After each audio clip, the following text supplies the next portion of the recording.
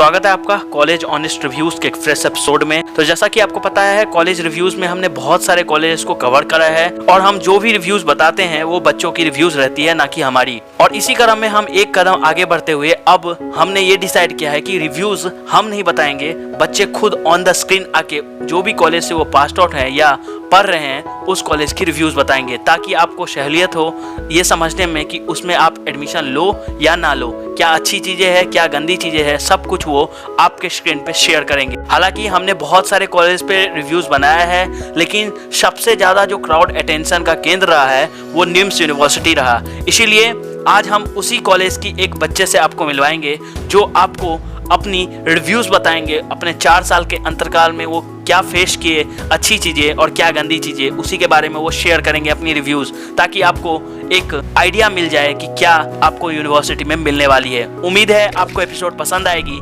चलिए शुरू करते हैं।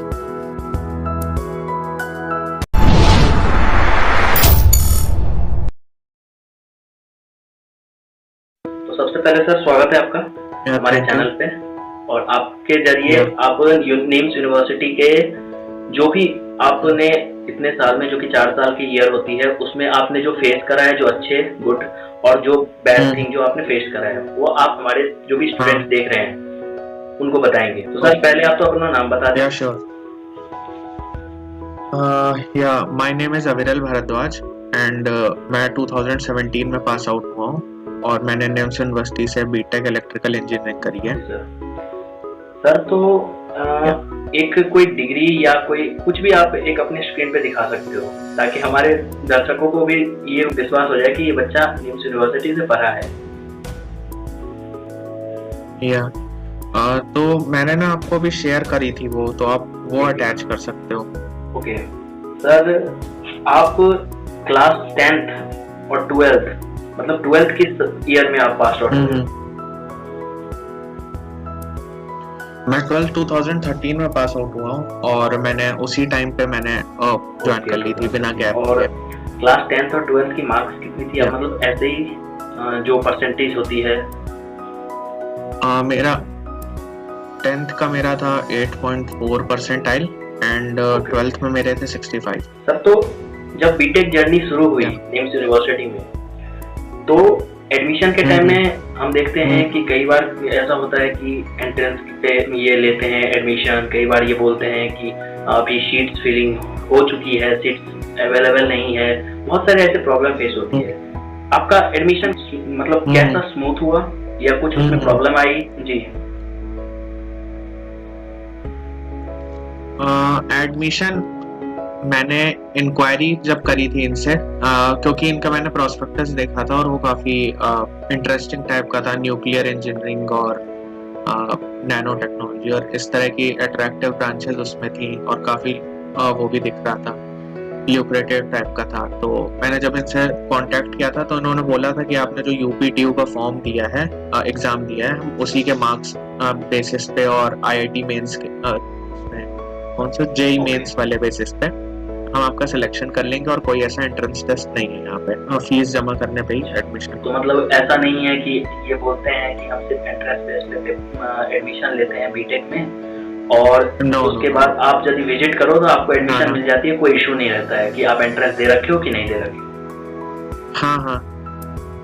हाँ, सिर्फ वहाँ पे ना सिर्फ मेडिकल मतलब प्रॉपर एमबीबीएस और बीडीएस के लिए ही सिर्फ ऐसा एंट्रेंस टेस्ट और नीट का एग्जाम और उस तरह होता है, बाकी सब में तो हो जाता है ऐसा कुछ नहीं। और एक ये बात है कि अगर सीट फिल हो गई, मतलब कई बार ऐसा होता है कि आपने 4 साल वहाँ पे गुजारा है, तो कई बार होता है कि ये बोलते हैं ड्यूरिंग द कॉल या कोई एग्जीक्यूटिव से बात करते हैं कोई बच्चा निम्स यूनिवर्सिटी की, तो वो बोलते हैं सीट्स फिल हो गई है, आप यहाँ आओ, उसके बाद आपकी एडमिशन हो, या आप अब नहीं हो सकती है एडमिशन। उस सिचुएशन में अगर कोई बच्चा उस कॉलेज में जाए कि नहीं मेरे को एडमिशन चाहिए, तो वहाँ पे क्या सीट फिल पूरी तरह सही में रहती है या वहाँ पे कुछ ब्रोकर इशू होती है?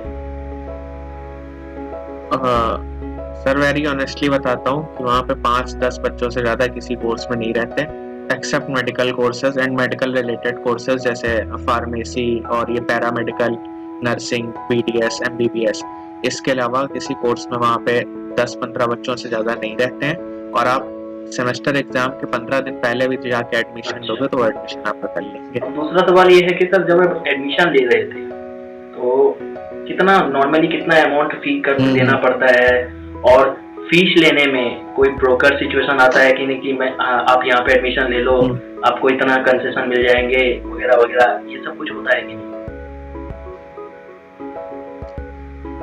नहीं, ब्रोकर सिचुएशन तो नहीं होता है वहाँ पे, और डायरेक्ट होता है, और वो 5,000 10,000 पे भी वो सीट बुक कर देते हैं। मतलब वो बोलते हैं कि हाँ एडमिशन प्रोसेसिंग फीस आपको इतनी मिल जाएगी, और इतने में ही बुक हो जाता है। अगर आप पूरी एक साथ करना चाहो तो आप पूरी भी कर सकते हो, बाकी 5,000 10,000 कुछ भी आप जमा करके आप ये तो आप जब कभी कॉल करते हो निम्स यूनिवर्सिटी में, तो क्या निम्स यूनिवर्सिटी में सिर्फ कॉल के माध्यम से एडमिशन बुक हो सकती है? हाँ श्योर, वो बुक हो जाती है। वहाँ पे आप कॉल करो और वो लोग बोल देंगे कि हाँ ये हो गया, फिर वो आपको वहाँ पे बट कैंपस विजिट करना पड़ेगा। मतलब ऐसा कई बार हमें कुछ बच्चों का कॉल भी आया था कि वो बोलते हैं कि सीट फिल हो गई है, अब नहीं हो सकता एडमिशन, आप इन सर से बात कर लो, उन सर से बात कर लो, ऐसा कुछ भी नहीं है। ना आपको मैं रियलिटी बताता हूँ कि 2010 में यहाँ पे बीटेक स्टार्ट हुई थी। आई थिंक 2009 और 10 में, मेरे ख्याल से 9 और 10 में हुई थी बीटेक स्टार्ट यहाँ पे। और उस टाइम पे काफी बच्चे थे, क्योंकि जो ये यूपी ईस्ट वाला एरिया है और जो बिहार वाला एरिया, यहाँ से मतलब 90% ऑफ द पॉपुलेशन यहाँ की थी। और उसके बाद जो मेरा और मेरे जो सीनियर वाला बैच था, तो उसमें बच्चे फिर भी इसलिए थे क्योंकि J&K की स्कॉलरशिप चल रही थी वहाँ पे, तो उस वजह से वहाँ पे बच्चे थे। और बाकी हमारे बैच में भी बहुत कम थे, ऐसा नहीं है कि इवन मैकेनिकल इंजीनियरिंग जिसकी सीट फुल होती है उसमें सिर्फ 25 स्टूडेंट्स थे, सिविल में भी ऐसे ही थे 25, इलेक्ट्रिकल में 7, इस तरह थे। और LLB LLM और हर मतलब सबका ही यही था। किसी में BSc SC में 5 बच्चे 2 बच्चे, और LLM उसमें BA LLB वाले कोर्स में शायद 4 या 5 स्टूडेंट्स थे, 10 थे, ऐसे ही मतलब थे। किसी में ऐसा नहीं था कि हाँ बहुत एक मेजर। और सर ये है कि आप एक बार हमारे दर्शकों को ये भी बता दो कि आप पास आउट कब हुए? मैं 2017 में पास आउट हुआ। सर अगला सवाल ये है कि लैब्स कैसी है? मतलब कई बार हम देखते हैं, बहुत सारे कॉलेज में देखते हैं कि पहले ईयर में जैसे मेरे एक कुछ दोस्त हैं, वो कुछ ऐसे कॉलेज में, छोटे कॉलेज में है सर, वहाँ पे ऐसा होता है कि पहला ईयर में फर्स्ट ईयर की जैसे हम फिजिक्स पढ़ते हैं, इलेक्ट्रिकल पढ़ते हैं, उन सब का लैब्स होता ही नहीं है। अब होता भी है तो उसमें इक्विपमेंट नहीं होते, तो ये सब कुछ इश्यू आए आपके साथ। और वहाँ पे लैब्स कैसी है, मतलब प्रॉपर है, जो इक्विपमेंट है वो प्रॉपर है?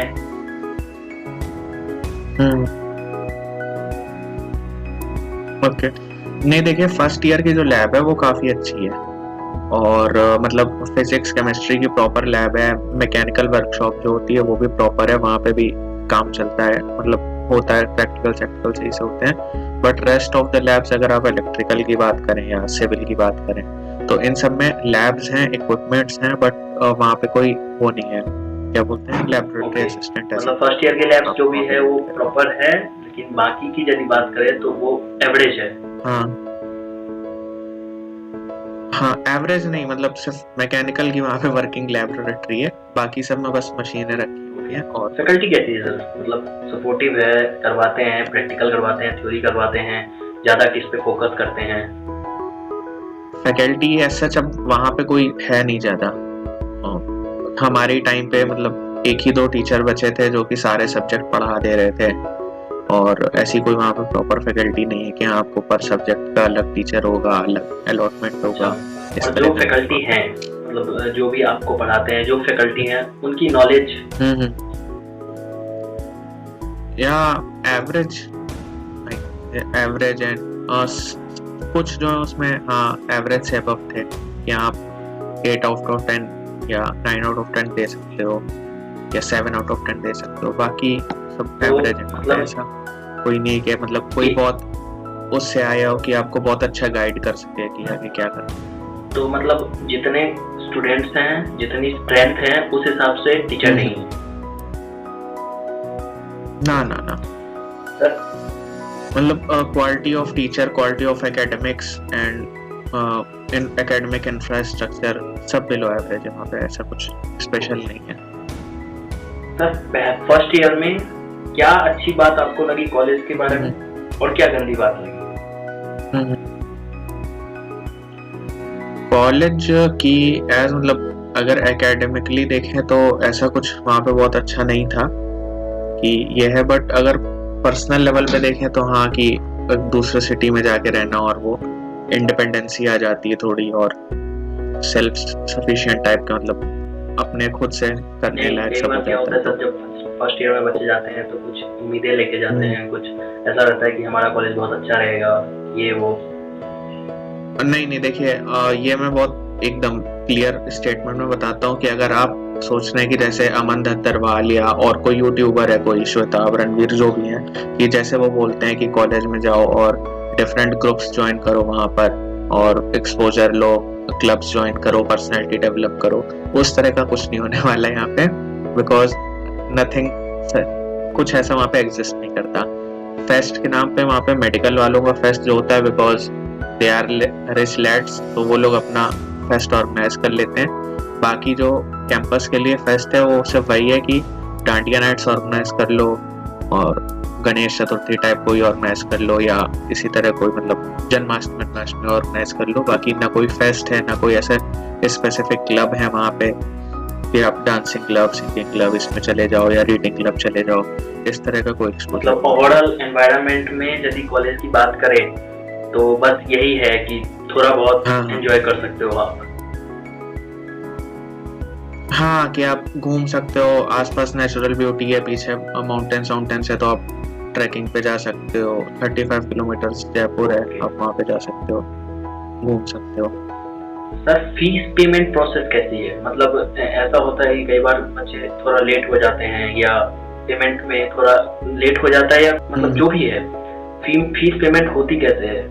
सेमेस्टर वाइज लेते हैं, ईयरली वाइज लेते हैं, बीच में कोई मतलब ऐसा होता है कि कॉलेज में हमने देखा है कि फीस दो परेशान करते हैं बच्चों को, ये सब कैसा है? हाँ नहीं, उसमें यह है कि आप ईयरली भी कंप्लीट एक साथ भी दे सकते हो, और वैसे बहुत हेक्टिक सिस्टम है इनका, क्योंकि ये एग्जाम फीस जो है आपकी नहीं लेते, इंक्लूड साथ में नहीं करते। एग्जाम फीस आपके जस्ट एग्जाम के पहले एक मंथ पहले ये लोग लेते हैं, और वो 6000 पर सेमेस्टर अलग होती है, 5000 6000 ऐसी चेंज होती रहती है वो। और उसके अलावा जो है फीस का ये है कि जिसकी जमा नहीं होती या जिसका वो नहीं होता तो 1-2 महीने का तो एक्सटेंशन मिल जाता है कि आप रजिस्ट्रार से एप्लीकेशन लिखवा के कर लो, but for a long term फिर काफी उसका परेशानी होने लगती है। एग्जाम में नहीं बैठने देते हैं अगर फीस कंप्लीट नहीं है तो, आपको एग्जाम में नहीं बैठने दिया जाएगा और सब चीजें रोक दी जाएंगी, वो एडमिट कार्ड नहीं मिलता है। उसके बाद एलिजिबिलिटी में 12th पास करके आप जाओ और बीटेक में एडमिशन ले लो, यही है आपकी एलिजिबिलिटी? 50% हो, 45% हो, ये कुछ देखी नहीं जाती? हाँ ना ये कुछ नहीं देखते। इनफैक्ट बहुत से ऐसे बच्चे थे जो गुजरात बोर्ड की तरफ से आए थे, 2-3 थे जो 12th पास नहीं भी किए थे, तो उनको भी ले लिया। एडमिशन प्रोसीड्यूर में हम ये सोच लें कि आप कैंपस विजिट करो, कहो कि हमें बीटेक किसी भी ब्रांच में लेना है और मेरा 10th और 12th की जो परसेंटेज है 60-70 ऐसी है, मिल जाएगी एडमिशन। हाँ आराम से। प्लेसमेंट कैसी है सर? जो मेन टॉपिक ये होती है हर कॉलेज की, प्लेसमेंट कैसी है? प्लेसमेंट नहीं है यहाँ पे, बिल्कुल भी नहीं है। इनफैक्ट जो हमारे 2 बैच सीनियर थे, मतलब जो पास आउट हुए थे 2015 में, तो तब काफी सारी कंपनीज आई थी, अराउंड 95 बच्चों का प्लेसमेंट हुआ था। एंड उनका इशू ये हुआ कि जब वो लोग कंपनी विजिट करने गए तो वहाँ पे या तो कोई कंपनी नहीं है, या कंपनी है भी तो उन्होंने बोला कि ये हमारे अपॉइंटमेंट लेटर्स है ही नहीं, ये फेक लेटर्स हैं सारे, तो उनका किसी का प्लेसमेंट नहीं हुआ था। हमारे बैच में कंपनी आई थी तो वो ओप्पो विजिट करी थी और वो टेक महिंद्रा आई थी, तो वो भी कॉल सेंटर और इसी वाले वर्क के लिए ले गई थी, और सेल्स वाला जो होता है ओप्पो का मोबाइल्स का, तो उसी में ले गई थी, चाहे वो सिविल का हो, चाहे बायोटेक्नोलॉजी का हो, चाहे किसी ब्रांच का हो, वो ओप्पो ले गई थी। तो अराउंड 16,000 कुछ वो पे कर रहे थे, तो वही कुछ हुआ था 8-10 मिनट। सर कई बार हमने देखा है यूनिवर्सिटी की ऑफिशियल जब भी कुछ सेमिनार होती है, कुछ भी होती है, तो हमने कई बार देखा है उनके डीन वगैरह जो भी हैं, वो कहते हैं हमारे पास एक्टिव प्लेसमेंट सेल है। वेबसाइट पे भी ये बहुत धड़ल्ले से लिखते हैं कि हमारे पास एक्टिव प्लेसमेंट सेल है। तो ये कहाँ तक सच है, मतलब कितना एक्टिव है? बिल्कुल बिल्कुल भी सच नहीं है सर। हमारी प्लेसमेंट के पहले सिर्फ एक क्लास हुई थी जिसमें वो ओवरव्यू टाइप देते हैं कि प्लेसमेंट क्या होता है, कैसे आपको रिज्यूम बनाना है। मतलब ये तो कोई बताया नहीं कि रिज्यूम कैसे बनाना है, क्या बनाना है। एक वो जस्ट इंट्रोडक्टरी टाइप की प्लेसमेंट A टियर कंपनी क्या होती है, B टियर कंपनी क्या होती है, C टियर कंपनी क्या होती है। बाकी 4 साल में उसके अलावा ऐसी कोई प्लेसमेंट रिलेटेड हमारे पास कुछ नहीं हुई। हाँ, वहाँ पे प्लेसमेंट सेल के एक वो है, इंचार्ज हैं, हेड हैं, but he is not interested in placement at all. अगर आप वही कैंपस प्लेसमेंट की बात करो तो वही 16,000 जो ओप्पो मोबाइल्स ले गए थे वही थी बस। हाँ, बाकी जो भी हम लोगों में जिसने भी वर्क किया है वो सब हम लोग इंडिविजुअल सोर्सेस से अपने बाहर के अप्रोच लगा के या जैसे भी जो भी रहा है, मतलब उसमें कॉलेज का कोई पार्ट नहीं। मतलब आप ऑफ कैंपस ले सकते हो वहां से? हाँ, ऑन कैंपस आप लो वहां से, तो वही आपकी कोई ऐसी खास कंपनी आती नहीं है आपको ले जाए कि आप एक हैंडसम सैलरी सोचोगे 25,000 30,000 की स्टार्टिंग हो जाएगी या 50,000 अब जाएगा, ऐसा कुछ। जो बड़ी कंपनी में सिर्फ एक ओप्पो आई थी, टेक महिंद्रा आई थी। हाँ, टेक महिंद्रा तो और भी कम ऑफर कर रही थी, वो तो शायद 10 या 12,000 से दे रहे थे, बिकॉज उनका तो वही प्योर कस्टमर कॉल वाला, कस्टमर सेंटर वाला। हम कई बार देखते हैं बहुत सारे कॉलेज में कि जो बहुत सारे बच्चे, जैसे कोई इलेक्ट्रिकल का है, कोई CS का है, कोई मैकेनिकल का है, सारे बच्चे को एक साथ प्लेसमेंट में बैठा देते हैं। क्यों? क्योंकि कंपनी ही बहुत कम लाते हैं वो। तो ऐसा सिचुएशन हाँ, यहाँ पे भी यहाँ पे नहीं होता है। नहीं, यही इशू यही होता है कि सब साथ बैठ रहे हैं, क्योंकि देखिए आप स्पेसिफिक नहीं है ना। ओप्पो मोबाइल्स में सेल्स का आया है कि आपको शॉप में जाके बैठा दिया जाएगा कि मोबाइल कितनी सेल हो रही है, या आप जैसे आप कोई भी मोबाइल शॉप में जाते हो तो एक सैमसंग का वहाँ पे वो रहता है, स्टाफ रहता है, एक ओप्पो का रहता है, एक वीवो का रहता है, इस तरह।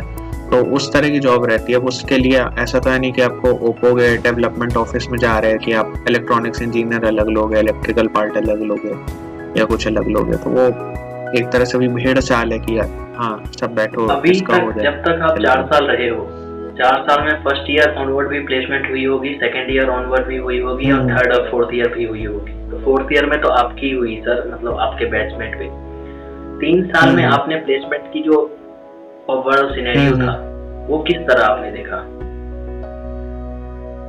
तो मैंने जैसे बताया ना कि वो मेरे से 2 बैच ऊपर, मतलब मैंने थर्ड ईयर के टाइम पे प्लेसमेंट देखा था, वही जब 95 स्टूडेंट्स का प्लेसमेंट हुआ था। उसके बाद भी मतलब वो सारे फेक वो निकले थे, प्लेसमेंट निकले थे।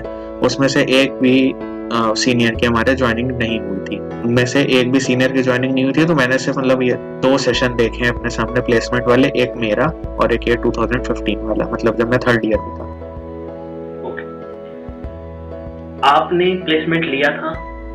नहीं, मैं प्लेसमेंट में नहीं बैठा। ओके। और एक बात है सर कि जो टोटल फीस आई थी आपकी बीटेक की, आपने हॉस्टल ले रखा था? हाँ, हॉस्टल लिया था। तो टोटल जो फीस आई थी अप्रोक्स आपको थोड़ी बहुत याद है? मेरी 1,10,000 पर ईयर की थी सेमेस्टर की फीस एंड 60,000 पर ईयर की थी हॉस्टल फीस। तो अब 170 पर ईयर की पड़ी। 170 पर ईयर की पड़ी आपको फीस। और सर उसके साथ वो 5,000 पर सेमेस्टर का चार्ज अलग, सेमेस्टर एग्जाम का। ओके। और सर हॉस्टल की जो आपने लिया था उसमें 2 seater, 3 seater, AC, non AC, ये बहुत सारे ऑप्शन ये देते हैं अपनी वेबसाइट पे। तो उसमें क्या है ऑप्शन, मतलब कैसा है? देखिए उसकी रियलिटी ये है कि वो जो AC नॉन AC वाले जो हॉस्टल्स हैं वो सिर्फ मेडिकल फैकल्टी के लिए या फिर जो इंटरनेशनल स्टूडेंट्स हैं जो MBBS प्रोग्राम में आ रहे हैं, इंटरनेशनल स्टूडेंट्स। और इनका ये भी है कि यमन की गवर्नमेंट और सूडान की गवर्नमेंट से इनका कुछ वो है पैक्ट टाइप है, तो वहाँ से भी काफ़ी स्टूडेंट्स इनके पास आते हैं। तो उनके लिए जो हॉस्टल रूम है वो एक अलग ही हॉस्टल बना है। तो वहाँ पे सिर्फ AC वाला सिस्टम है। बाकी आपको नॉर्मल अगर आप फार्मेसी, नर्सिंग, बीटेक लॉ इन सब कोर्सेज से हो तो आपको जो normal A hostel, B hostel और सी हॉस्टल है, गांधी, नेहरू एंड पटेल हॉस्टल, उनमें कोई ऐसा एसी का नहीं है। वो जैसे एकदम मतलब देसी वाले हॉस्टल हैं कुछ, उसमें ऐसा इंटरनेशनल नहीं है कि यहाँ काफी साफ सफाई हो, टॉयलेट्स हमेशा चोक्ड रहेंगे ज्यादातर टाइम, ओवरफ्लो होता रहेगा, दरवाजे टूटे, इसी तरह का रहता है। अच्छा, मतलब कोई मेंटेन नहीं है उतना कुछ? ना कुछ नहीं, 3 बंदों के नाम पे हॉस्टल में लोग सर तो 3 नाम पे, सीटर, उसके 2 बाद सीटर, कोई 1 वो नहीं सीटर ऐसा रहता कुछ भी है? कि कौन रह रहा है, कितने लोग रह रहे हैं। हाँ वो मतलब हाँ क्योंकि देखिए वो जो सीटर रूम होते हैं ना, वो उसकी स्पेस अलग होती है हर रूम की। आप ऐसा नहीं कि एक बड़े हॉल को बोल दो कि चलो यही ले लो, सिंगल सीटर है तुम्हारा, ऐसा नहीं होता ना, वो हर उसका डायमेंशन अलग होगा। बट इनका ऐसा कुछ नहीं है। 3 सीटर एंड 2 सीटर तो ऑलमोस्ट मतलब सारे रूम की साइज एक ही बराबर है, तो ऐसा कुछ मतलब एक ही रूम को सिंगल सीटर बना दो, बहुत एक ही रूम को डबल सीटर बना दो, ऐसा सब कुछ। ओवरऑल कैंपस लाइफ कैसी थी सर? कैंपस लाइफ देखिए 2 तरह से देख सकते हैं। अगर पर्सनैलिटी डेवलपमेंट और पीस ऑफ माइंड के हिसाब से देखो तो काफी टॉक्सिक थी, क्योंकि लड़ाई झगड़ा वहाँ पे काफी आम है। और अगर वैसे देखो कि हाँ रिफ्रेशिंग टाइप माहौल रहता है, ग्रीनरी काफी ज्यादा है वहाँ पे और माउंटेन्स हैं, तो हवा अच्छी चलती रहती है, तो वो थोड़ा रिफ्रेशिंग रहता है। बट अगर आप ऐसे देखो, क्योंकि वहाँ पे ऑलमोस्ट मतलब 90% ऐसी टॉक्सिक माहौल रहता है कि हाँ ग्रुप्स में आपस में लड़ाई हो रही है, मारपीट हो रही है। हॉस्टल की जो फैसिलिटी है सर, जैसे वाईफाई हो गई, ना ये ऐसी कोई फैसिलिटी नहीं है, कुछ ऐसी कोई फैसिलिटी नहीं है। इवन टीवी का रूम तक नहीं है वहाँ पे कि आप वहाँ पे बैठ के टीवी देख सको, और रिक्रिएशनल रूम भी नहीं है वहाँ पे। सीनियर्स कैसे थे आपके सर? सीनियर्स मतलब कुछ ही थे जो हाँ कैरियर ओरिएंटेड थे, बाकी ऐसा कोई वहाँ पे कैरियर ओरिएंटेड सीनियर नहीं। मतलब सेलिंग आउट, थोड़ा सुट्टा लगाना, ये वो? हाँ वही ज्यादातर ये दारू सुट्टा। पढ़ाई से दूर तक वास्ता नहीं। एक्चुअली वहाँ पे एक्चुअली वहाँ पे क्या है, मेन ग्रुप है 2, एक हरियाणा और एक बिहार ग्रुप, तो उसी में आते ही सब बंटवारा हो जाता है, कौन किस ग्रुप में जाएगा, किस ग्रुप के साथ हैंग आउट करेगा। फिर 2010-11 बैच के जो सीनियर्स हैं वो वहीं पे आज तक पड़े हुए हैं, जिन्होंने कोर्स इनका कंप्लीट नहीं हुआ है, तो उन्हीं की कई चेलागिरी में लग जाते हैं। मतलब अभी तक उनका कोर्स कंप्लीट नहीं हुआ है? गैंग ना उन्होंने पढ़ाई लिखाई और मोह माया जैसी चीजों को त्याग दिया है। वो हॉस्टल में सिर्फ पढ़े हैं, गांजा पी रहे हैं, दारू पी रहे हैं, वसूली कर रहे हैं लोग। फीस पेमेंट प्रोसेस कैसी है हॉस्टल की? Fees payment? हाँ, जैसे मतलब आप ट्यूशन फीस देते हो तो उसी टाइम में हॉस्टल की भी फीस ले ली जाती है, या कोई ऐसा है कि वो साथ में जाएगी आपकी, वो आपका 1 भी रुपए बचा होगा आपका एडमिट कार्ड नहीं देगा कैंपस। कुछ अच्छी चीजें, हॉस्टल फीस बची हो चाहे जबरदस्त बची हो, आपको देना ही देना है। अच्छा, मतलब कुछ अच्छी चीजें और कुछ बुरी चीजें मेस के बारे में अगर आपको बताना हो, खाना कैसा है, हाइजीनिक है कि नहीं, किस तरह खाना देते हैं, कितने टाइम देते हैं? देखिए खाने का तो वही है कि 3-4 टाइम होता है आपका। सुबह ब्रेकफास्ट में खुलेगा, और फिर दिन का लंच हो गया, शाम वाला हो गया, इवनिंग के स्नैक्स हो गया, और रात का डिनर हो गया। बट खाना बिल्कुल भी वहाँ पे अच्छा नहीं है, बहुत खराब खाना, मतलब बिलो एवरेज वाला है। और अच्छी बात ये है वहाँ पे, मतलब एज अ प्रोफेशनली देखो तो वो अच्छी नहीं है, बट एज अ स्टूडेंट अच्छी है कि वहाँ से सामान उठा के आप ले आओ, ऑयल ले आओ वहाँ से, नमक मसाले ले आओ, सब्जी ले आओ, आलू प्याज उठा के ले आओ, अपने रूम पे खाना बनाओ। मतलब बस ये अच्छा है उसमें इसका। और रोटी उठा के ले आओ। इस चीज की परमिशन दी जाती है कि आप अपने रूम पे ले आके कुछ भी पका सकते हो? परमिशन जैसी वहाँ पे कोई चीज नहीं है, कभी चेकिंग नहीं होती, तो आप कह लो यहाँ rules are meant to be broken type thing है। अच्छा, और कई बार क्या होता है सर, कुछ हीटर रखे हैं, गैस रखे हैं, वो क्या होती है जो छोटी वाली गैस सिलेंडर होती है, उस तरह वाला रखे हो, उस सब का चलता है। कई बार सर ये इश्यू आती है कि खाना में कुछ निकल गया, कुछ गंदा हो रहा है, तो हम वार्डन या किसी और को हम उसके बारे में हम उनको बताते हैं कि आप कुछ एक्शन लो या कुछ ऐसा। तो कितना एक्टिव है उनका? नहीं यहाँ पे वार्डन कुछ नहीं होता था। काफी जब हंगामा होता था तब खाना दोबारा बनाया जाता था, या जो सीनियर्स होते थे या हमारे भी बैचमेट जब हम लोग 4th और 3rd ईयर में गए थे तब खाना काफी खराब बना देते थे, तो मैसे सालों से झगड़ा होता था और पूरा खाना फेंक दिया जाता था। यही होता था, मतलब ऐसा कुछ नहीं है कि आप एप्लीकेशन दो, कंप्लेन करो तो खाना दोबारा बनेगा। हॉस्टल से जाने के लिए बाहर, मतलब कई बार होता है ना कि रात में गए बाहर या कहीं भी पार्टी करने गए, कुछ भी करने गए, तो कोई परमिशन आने का कोई टाइमिंग वगैरह? ना कुछ भी नहीं। आप वहाँ पे रात में 2 बजे बाहर जाओ टहलते हुए बाहर, क्योंकि दुकानें कुछ खुली रहती हैं, तो वहाँ आप जाओ 2 बजे जाओ, 3 बजे रात में आओ। सिर्फ मतलब वो फर्स्ट ईयर में जब हम लोग थे तो थोड़ा सा इन्होंने इम्प्रूव करने की कोशिश की थी कि रूल्स एंड रेगुलेशन मेंटेन करेंगे, 9 बजे के बाद आना जाना नहीं, 9 बजे तक आ जाओ रजिस्टर में। वो भी सिर्फ फर्स्ट ईयर वालों के लिए, वो भी सिर्फ 2-3 महीने चला था, उसके बाद वो सब खत्म हो गया।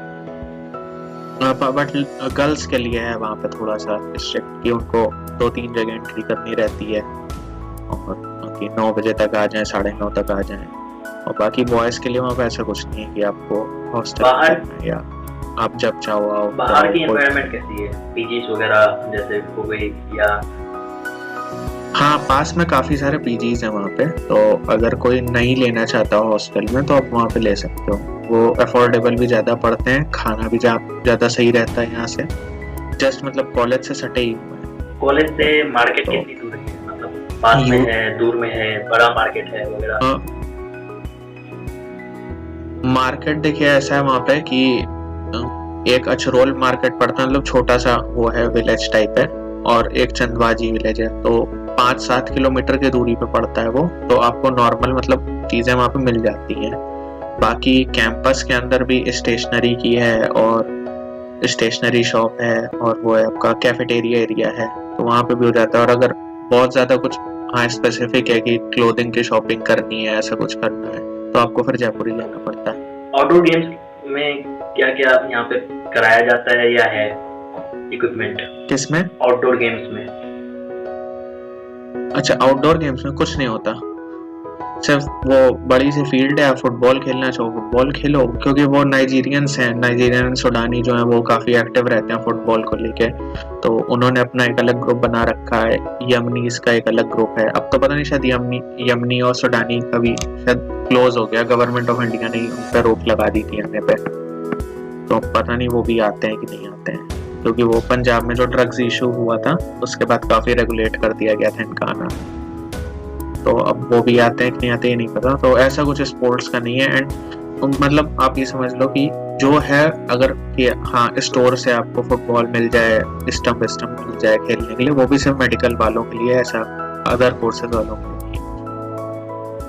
मेडिकल फैसिलिटी कैसी है? कई बार क्या होता है कि हॉस्टल में किसी के हाथ जल गए या नहीं, मेडिकल फैसिलिटी में आप नो डाउट बहुत अच्छी है मेडिकल फैसिलिटी वहाँ की, और उस पे मतलब आप कुछ भी नहीं बोल सकते। मतलब एक्टिव है क्वाइट। हॉस्पिटल है वहाँ पे, हाँ हॉस्पिटल है वहाँ पे, आपको कभी भी आप हमेशा स्टाफ रहता है वहाँ पे, और कभी भी आपको कोई भी छोटी भी बीमारी हो, मतलब किसी भी रिलेटेड, क्योंकि सब है वहाँ पे, आई है, ईयर है, ENT पूरा है, पेट का गैस्ट्रो न्यूरो सब कुछ है वहाँ पे। तो कैसी भी मतलब एक्सीडेंट से लेके आपको कॉमन कोल्ड तक हुई हो, हर चीज का वहाँ पे इलाज हो जाएगा। तो इंचार्ज, हॉस्टल इंचार्ज और फैकल्टी में ऐसा कुछ भी नहीं है? ना, हॉस्टल इंचार्ज इनफैक्ट फैकल्टी नहीं है वहाँ पे। ये मतलब काफी अजीब चीज है कि हॉस्टल इंचार्ज जस्ट एक हॉस्टल इंचार्ज है विद mere 12,000 और 11,000 सैलरी, और ऐसा कोई नहीं वहाँ पे। जो चीफ वार्डन है वो सिर्फ मैथमेटिक्स की फैकल्टी है, बीटेक वाली ब्रांच में, बीटेक बिल्डिंग में। बाकी कोई भी वार्डन ऐसा नहीं है कि वो फैकल्टी से रिलेटेड हो। अल्कोहल, अदर वेज ऑफ जो कि नशा करने की है, वो सब वो खूब मिलते हैं वहाँ पे, कोई रेगुलेशन नहीं है, कोई रोक टोक नहीं है वहाँ पे, आसपास अवेलेबल भी खूब रहते हैं वहाँ पे, चाहे जैसा हो। और इनफैक्ट मैं ये बताता हूँ कि मेरे बैच का था एक लड़का, वो भी मतलब ऐसे ही था कि पढ़ाई लिखाई से कोई मतलब नहीं, तो वो 2018 लास्ट शायद अक्टूबर के टाइम पे उसकी डेथ हुई है, कॉलेज के ही उसमें हॉस्टल रूम में हुई है। और क्यों हुई है? क्योंकि उसने कोकेन बहुत ज्यादा ले ली थी, तो उससे डेथ हुई। तो आप समझ जाओगे वहाँ के क्या इन सब के प्रति रेगुलेशन है या क्या नहीं। अब सर क्लास पे आ जाते हैं, तो क्लास की ड्यूरेशन कितनी होती है, कितने देर क्लास लिया जाता है यहाँ पे? मतलब सुबह आप 9 बजे से शुरू करते हो या कहीं से शुरू करते हो, कितने बजे तक ली जाती है? आई थिंक 9 या 10 से शुरू होती थी और 1 PM तक जाती थी, और फिर 1 घंटे का ब्रेक होता था, और फिर 2 to 4 होती। सर एक बहुत सारा सवाल आया था, हालांकि हमने उस पर एक वीडियो बना दिया था ऑलरेडी अपने बच्चों के लिए, कि वो निम्स जनकपुरी जो कि न्यू दिल्ली में है, वो फेक यूनिवर्सिटी है और फेक डिग्री देते हैं। यहाँ पे ऐसा कुछ है क्या, फेक डिग्री देते हैं क्या ये? ना सर, डिग्री इनकी फेक नहीं है, इनकी डिग्री प्योर वैलिड है, क्योंकि कुछ यहाँ पे वो रहे हैं जो स्टूडेंट्स रहे जिन्होंने सिविल सर्विसेज भी निकाल ली है। इनफैक्ट मैं भी सिविल सर्विसेज की प्रिपरेशन कर रहा हूँ, और फॉरेन भी गए हैं लोग, फॉरेन में भी वर्क कर रहे हैं। तो डिग्री तो फेक नहीं है, बट ये इशू है कि राजस्थान के कॉलेजेस एंड स्पेशली जयपुर के कॉलेजेस यहाँ के स्टूडेंट नहीं प्रेफर करते, क्योंकि मेरे फ्रेंड थे वो BSc के थे, BSc बायोटेक के थे, तो वो जब एडमिशन मास्टर्स के लिए लेने गए थे जयपुर के दूसरे कॉलेजेस में, तब वो बहुत हेजिटेंट टाइप के थे, और कई ने तो मतलब साफ मना कर दिया था कि नहीं, हम निम्स की डिग्री नहीं मानते, हम निम्स के बच्चों को नहीं लेंगे। सर सेलिब्रेशन में, कॉलेज इवेंट्स और सेलिब्रेशन में बस वही होती है थोड़ा बहुत, कोई फेस्ट वगैरह? हाँ, डांडिया नाइट्स हो गई और क्रिश्चियन वगैरह, यही तो। और वो भी स्टूडेंट्स कॉन्ट्री करके देते हैं, ऐसा कोई वहाँ पे नहीं कि मैनेजमेंट की तरफ से आपको 50,000 रुपीज मिल जाएगी प्रोग्राम पर। कुछ सब जो करना है, चंदा मांगना है, सब फेयरवेल वगैरह। हाँ, फेयरवेल हम लोग को तो नहीं मिली थी, ना हम लोगों के सीनियर्स को मिली थी, ना कोई ऐसी पार्टी हुई थी, बट अब शायद वहाँ पे कुछ फेयरवेल एयरवेल होने लग गई है। कुछ बड़े सेलिब्रिटी? ना कोई सेलिब्रिटी नहीं। इनका एक न्यूज चैनल है, तो वो अक्षय खन्ना जो एक्टर है ना, वो इनसे कुछ रिलेटेड है, तो बस वही कभी कभी आ जाता है, वो भी न्यूज चैनल के मीडिया वाले उसमें, बाकी और किसी से। सर कॉलेज की ओवरऑल जो मेंटेनेंस है, या जो भी जो इनके डीन हो गए, डायरेक्टर हो गए, वो कितना सुनते हैं? आपके HOD कितना सुनते थे आपके बात? देखिए, हमारी जो फैकल्टी थी वो तो काफी, क्योंकि ऑब्वियस सी बात है वो भी देख रहे हैं, वो भी यंग ग्रेजुएट्स ही थे, मतलब मास्टर्स करके आए थे तो पढ़ रहे थे, तो वो लोग हम लोगों की सुनते थे। बट अगर आप हायर फैकल्टी की बात करोगे, कॉलेज प्रिंसिपल की, तो मतलब बहुत कम है जो पोलाइट हैं, बाकी सब बहुत too egoistic and arrogant type के हैं। सेक्स रेशियो कितनी है सर, फीमेल और मेल की जो परसेंटेज है वो कितनी है? मतलब ये तो नहीं कहेंगे कि हाँ 50-50 है, बट या 70-30 और ऐसे आप बोल सकते हो, 70-30 है, या फिर मतलब इसी के करीब आप मान सकते हो। रैगिंग होती है सर?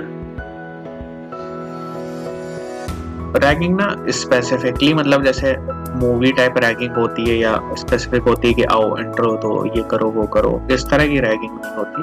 बट हाँ, जो जैसे मैंने बताया था पहले भी कि सीनियर्स कई सारे अभी भी रुके हुए हैं कॉलेज में, तो वो जैसे हैं शराब पी के घूम रहे हैं, किसी जूनियर को मार दिए, कुछ करे, इस तरह की चीजें होती है। वो मतलब जो भी गर्ल स्टूडेंट है, हाँ, वो एडमिशन लेंगे निम्स यूनिवर्सिटी में या लेने वाले हैं, वो कितना सेफ है वहाँ पे?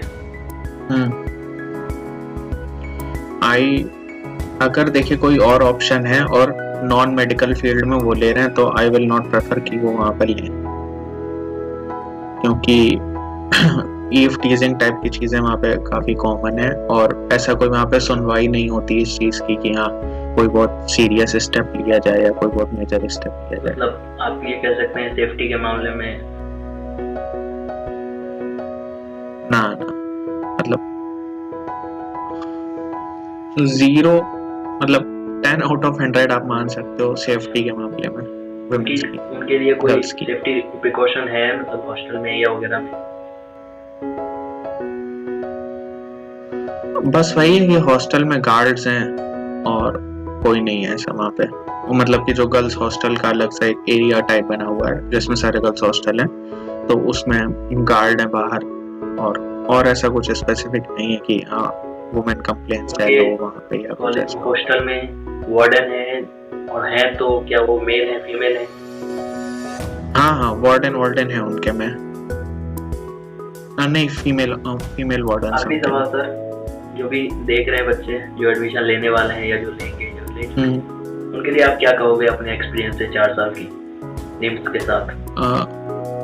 निम्स में देखिए, अगर आपने ले लिया एडमिशन और आप अगर अफोर्ड कर सकते हो तो आप जयपुर शिफ्ट हो जाओ, और क्योंकि वहाँ पे आप एक्सप्लोर करो चीज़ें, अपनी पर्सनैलिटी डेवलप करो, और सिर्फ डिग्री के भरोसे मत रहो कि वहाँ पे क्या है, आपको एक्स्ट्रा अपने एफर्ट्स डालने पड़ेंगे, क्योंकि निम्स की डिग्री सिर्फ आपकी उतनी मदद करेगी कि हाँ आप एक ग्रेजुएट हो और आपके पास एक ग्रेजुएशन सर्टिफिकेट है। इसके अलावा आपको कम्प्लीटली सब कुछ अपने आप से करना है। आपको लर्निंग सीखनी है, स्किल सीखनी है, प्रेजेंटेशन सीखना है, इंग्लिश सीखनी है, जो भी करना है आपको कुछ आपको खुद से करना पड़ेगा। आप ऐसा नहीं है कि कॉलेज आपको कोई एड करेगा या कॉलेज आपकी इसमें कुछ एनहेंस करेगा इस चीज़ को, सिर्फ आपको एक सर्टिफिकेट प्रोवाइड कर सकता है। इससे ज़्यादा आप कुछ एक्सपेक्ट मत करो वहाँ से।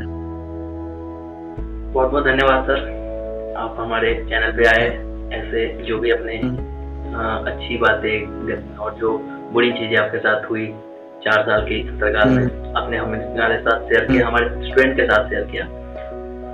तो हमें उम्मीद है ये जरूर देखेंगे हमारे जो भी स्टूडेंट्स हैं वो लेने के लिए, और उनको एक बहुत अच्छा गाइड मिला है।